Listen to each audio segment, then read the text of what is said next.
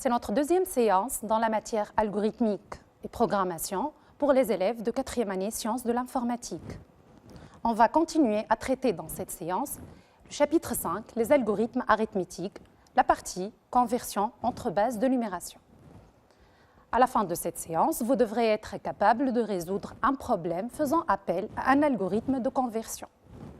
Je vous rappelle que dans la première séance, on a vu le principe de conversion d'un nombre décimal en une base B en général.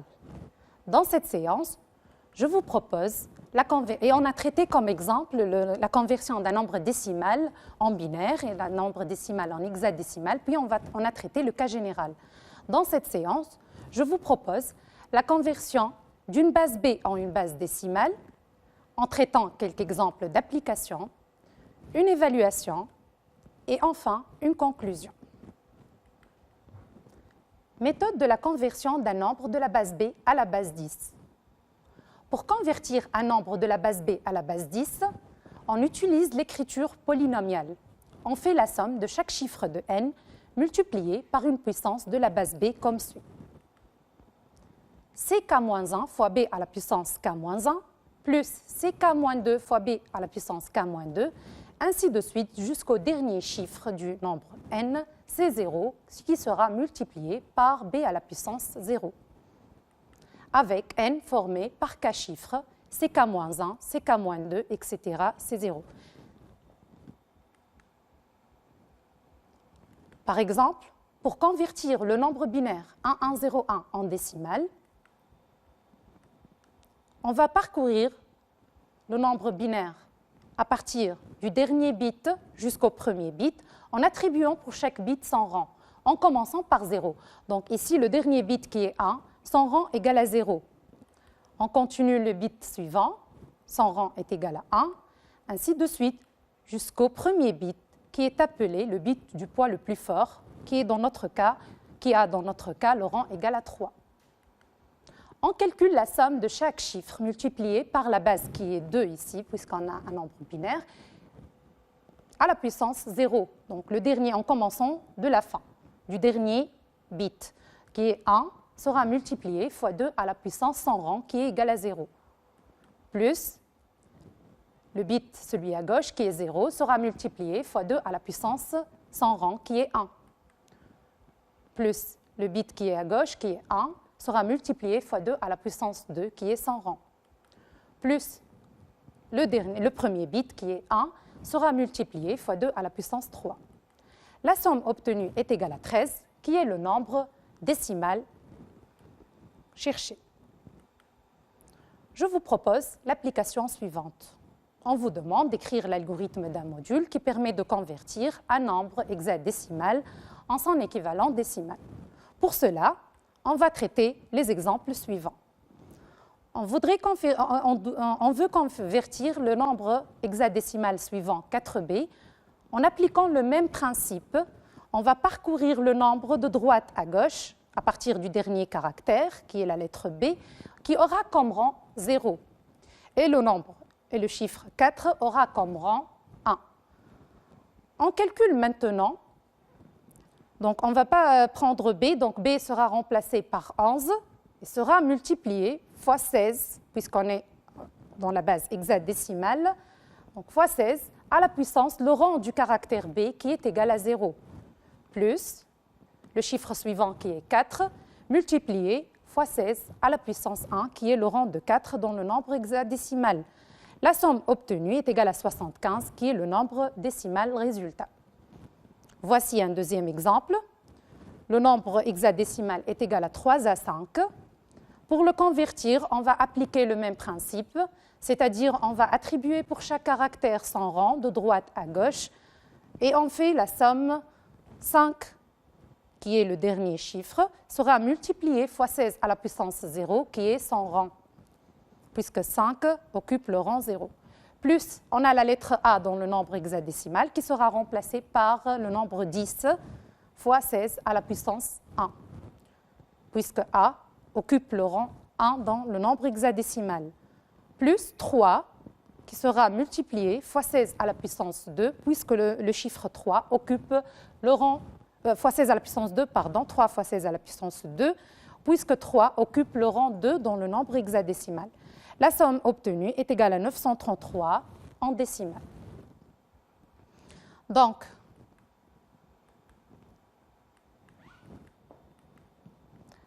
dans l'entête de cette fonction, on trouve le nombre n, qui est le nombre hexadécimal, qui sera de type chaîne de caractères.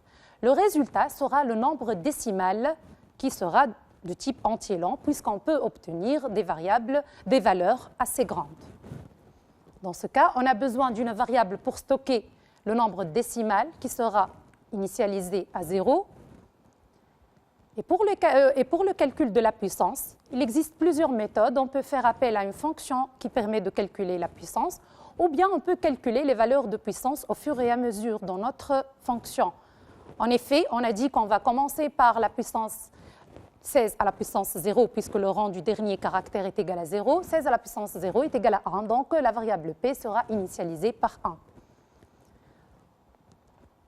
Dans cette conversion, on doit parcourir le nombre n hexadécimal à partir du dernier caractère jusqu'au premier. Donc, on va utiliser la boucle pour qui commence, le compteur commence de l'angle n et se décrémente à chaque fois de 1 jusqu'au premier caractère. Dans un nombre hexadécimal, on peut trouver les chiffres de 0 à 9. Donc, si n de i dans 0,9, alors, pour les convertir en entier, on fait la procédure prédéfinie valeur. Et si le caractère est une lettre A, B, C, D, E, F, elle doit être remplacée par le code ASCII de cette lettre, moins 55. Pour obtenir le code ASCII, on applique la fonction ORD sur le caractère n de i, moins 55. Le nombre décimal sera égal à la valeur précédente de d plus nb, le nombre trouvé dans l'itération i, multiplié par la puissance p. On calcule la puissance p de la prochaine itération en multipliant à chaque fois p par 16.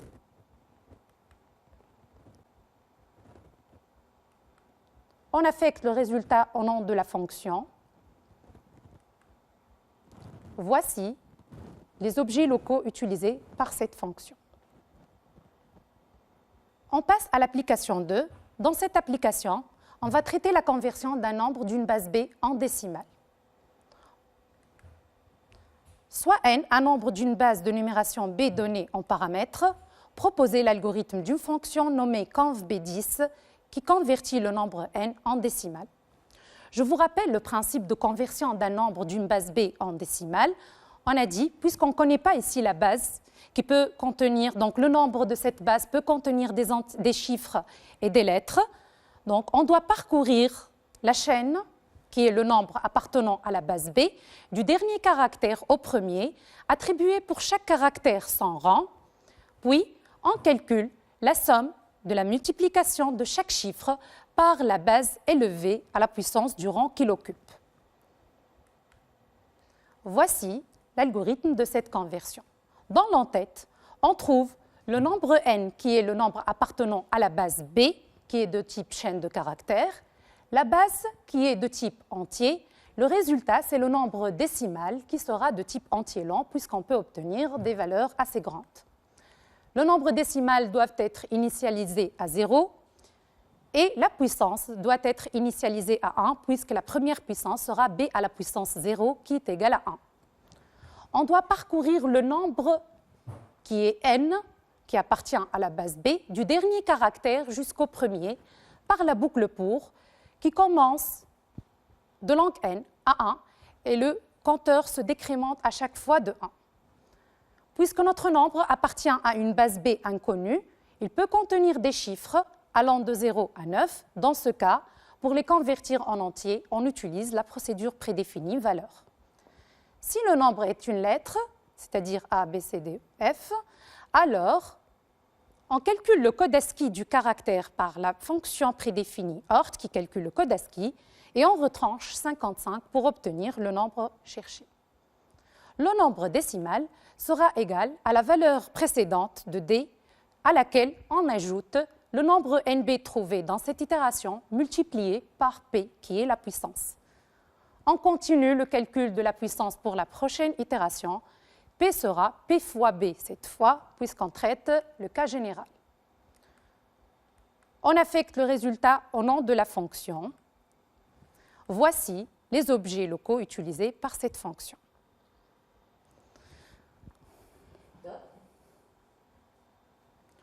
On passe maintenant à la conversion d'un nombre n d'une base B1 en une base B2 avec B1 est différent de B2. Exemple, pour convertir le nombre hexadécimal 4b en son équivalent octal, on obtient 113. En effet, pour convertir le nombre, on peut passer par l'intermédiaire de la base 10. Donc, on calcule l'équivalent du nombre hexadécimal en décimal. Donc, notre nombre ici est égal à 4b en hexadécimal. Son équivalent décimal est égal à 75. Puis, on calcule son équivalent dans la base octale, qui est le nombre 113. Donc, notre nombre de départ n, c'est 4b. On calcule deux résultats. L'équivalent de n dans la base 10, qui est le premier résultat qu'on va l'appeler res1, et le deuxième résultat qui est res2, qui est l'équivalent du nombre décimal dans la base octale. Pour obtenir la variable res1, qui est l'équivalent du nombre n en base décimale, on peut faire l'appel à la fonction conv_b10 en donnant comme paramètre le nombre hexadécimal 4b et la base 16. Puis, on va convertir le nombre décimal en octal en utilisant la fonction qu'on a vue dans la séance numéro 1. Donc, res2 reçoit, on fait l'appel à la fonction conv10b en donnant comme paramètre à cette fonction le nombre décimal obtenu res1 et la base 8 vers laquelle on veut souhaiter convertir notre nombre. Je vous propose la solution suivante. Dans l'entête de cette fonction, on trouve le nombre à convertir qui appartient à la base B1 de type chaîne de caractères et les deux bases B1 et B2 de type entier. Le résultat sera le nombre dans la base B2 qu'on ne connaît pas, donc ça sera de type chaîne de caractères. Dans cette fonction, on va faire l'appel aux deux fonctions qu'on a vues précédemment. Donc, premièrement, on va faire la conversion du nombre n en décimal en faisant l'appel à la fonction conv_b10 avec les paramètres nb1. Le résultat sera stocké dans la variable res1. Puis, pour convertir le nombre décimal trouvé res1 en base 2, on appelle la fonction conv10b avec les paramètres res1b2 et en affectant le résultat à la variable res2. On affecte le résultat au nom de la fonction et voici les objets locaux utilisés par cette fonction. Évaluation. Un responsable informatique dans une société reçoit à travers un réseau informatique des messages textes cryptés de la part de sa direction générale concernant des décisions critiques. Lors de la réception du message, ce dernier sera enregistré dans le fichier msg.txt. Chaque ligne de ce fichier texte contient une séquence binaire qui correspond à un mot du message de façon que chaque caractère soit représenté sur 8 bits. Pour décrypter ce message, on doit convertir chaque octet, qui est une séquence de 8 bits, en son équivalent décimal. Puis, le résultat obtenu représente le code ASCII d'un seul caractère. On passe maintenant à souligner les mots-clés de notre problème. Donc, dans ce paragraphe, on trouve que chaque caractère il sera représenté dans notre fichier sur 8 bits. On veut décrypter ce message. Comment on va décrypter ce message? On va convertir chaque octet en décimal. Puis, le résultat qu'on va trouver en décimal, on va le convertir. Ça sera le code ASCII d'un seul caractère. Exemple. Voici une ligne du fichier qui contient 3 octets. Donc, on va traiter chaque 8 bits à part. On va convertir les premiers 8 bits en leur équivalent en décimal pour trouver le code ASCII de la lettre, puis on remplace ce code ASCII par la lettre correspondante pour obtenir les lettres B, O, N. D'où le mot de cette ligne est bon. En effet, prenons l'exemple du deuxième octet. Pour convertir le deuxième octet en son équivalent décimal, on va appliquer le principe qu'on a dit tout à l'heure. On va parcourir le nombre binaire de droite à gauche à partir du dernier caractère et on va multiplier chaque bit par la base élevée à la puissance du rang qu'il occupe. On commence ici par le dernier bit qui est égal à 1, on le multiplie par 2 à la puissance 0, et ainsi de suite jusqu'au premier bit qui est égal à 0, on le multiplie par 2 à la puissance 7. La somme obtenue est égale à 111 dans la base décimale, qui est le code ASCII de la lettre du caractère O. On se propose d'écrire un programme qui permet de décrypter le contenu du fichier msg.txt dans un deuxième fichier résultat.txt en utilisant le principe décrit précédemment. Donc, le mot-clé ici, c'est décrypter. Le travail demandé, analyser le problème en le décomposant en modules, et puis on va proposer l'algorithme de chacun des modules envisagés. Dans notre problème, on a besoin de deux modules, un module pour la création des fichiers F1 et F2 et un module pour décrypter le contenu du fichier F1 dans le fichier F2 et mettre le résultat dans le fichier F2. Donc, nom du problème, décryptage fichier, le résultat égale l'appel à la procédure décryptage ayant comme paramètres les deux fichiers F1 et F2 puisqu'on va décrypter le contenu du fichier F1 et on va mettre le résultat du décryptage dans le fichier F2. On doit créer les deux fichiers en faisant l'appel à la procédure création avec les paramètres F1 et F2. Voici les objets globaux utilisés par ce problème. On commence par la procédure création. Dans l'entête, on a les deux fichiers F1 et F2 de type texte qui sont précédés par le terme var. Le premier fichier est déjà rempli, donc pour le créer, on doit faire tout d'abord l'association avec la procédure associée qui a deux paramètres. Le premier paramètre, c'est le nom logique qui est F1 et le deuxième paramètre, c'est le nom physique qui est msg.txt. Et puis, on va ouvrir le fichier en utilisant la procédure prédéfinie ouvrir F1. Le deuxième fichier, on doit le créer où on va stocker le résultat, on doit le créer. Donc, on doit tout d'abord associer son nom logique qui est F2 au nom physique résultat.txt. Puis, pour le créer, on va utiliser la procédure prédéfinie recréer. On passe maintenant à la procédure décryptage. Dans l'entête, on a dit qu'on va mettre le fichier F1 qui contient le message à décrypter et le fichier à décrypter et le fichier F2 qui contient le résultat. Les deux fichiers sont de type texte et sont précédés par le terme var. On va faire le parcours du fichier F1, puisqu'on ne connaît pas la taille du fichier F1, on va faire le parcours avec la boucle tant que non fin de fichier. Cette boucle s'arrête lorsqu'on atteint la fin du fichier. On va lire une ligne à partir du fichier F1 avec la procédure prédéfinie lire_nl ayant comme paramètre le nom logique du fichier qui est F1 et la variable où on va mettre cette ligne qu'on a appelée dans notre cas ligne. Cette ligne sera être convertie en mots correspondants par la fonction convMot. On va appeler la fonction convMot, on va mettre le résultat dans la variable res et on donne comme paramètre la ligne à convertir. Le résultat obtenu sera stocké dans le fichier F2 par la procédure prédéfinie écrire NL ayant comme paramètre le nom logique du fichier qui est F2 dans notre cas. On va stocker le résultat dans le fichier F2. Le résultat est la variable res fin tant que. On doit, avant d'arrêter le traitement, on doit fermer les deux fichiers utilisés F1 et F2 par la procédure fermée. Voici les objets locaux utilisés par cette procédure. On passe maintenant à l'algorithme de la fonction convMot.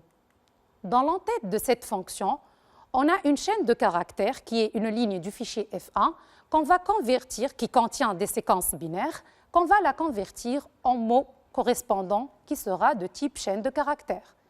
Cette chaîne sera initialisée à vide. Le mot qu'on cherche, on l'a appelé M, sera initialisé à vide. On va utiliser la boucle répétée. À chaque fois, on va extraire les 8 bits par la fonction prédéfinie sous chaîne. Donc, on va extraire 8 bits de la ligne, qui est CH, à partir de la position 1, 8 caractères. Ce résultat sera mis dans la chaîne CH1. On efface les chaînes qu'on a extraites de la chaîne CH en utilisant la procédure efface. Puis, on fait la conversion de la chaîne CH1 en décimale en faisant l'appel à la fonction conv-B10 qu'on a vue dans cette séance. Donc, le nombre décimal reçoit, on fait l'appel à la fonction conv-B10, on donne comme paramètre le nombre binaire à convertir qui est CH1 et la base qui est, dans notre cas, la base binaire 2. Le nombre décimal obtenu correspond au code ASCII de la lettre qu'on cherche.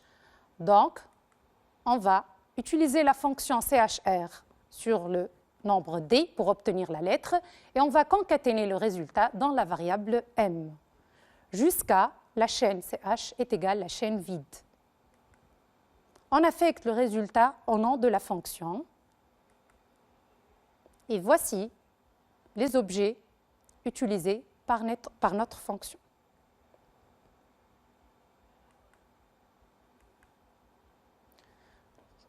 En conclusion, pour convertir un nombre d'une base B1 en une base B2, on peut passer par la base 10, comme le montre le schéma suivant. Donc, on a un nombre n appartenant à une base B1. On va convertir ce nombre en son équivalent décimal, qui sera la variable res1, et cette variable sera convertie en base 2, et on va obtenir le résultat final qui est res2. Cependant, parfois, dans les exercices, on vous impose un principe que vous devez le suivre et l'appliquer dans votre solution. Notre deuxième séance est achevée. Merci pour votre attention.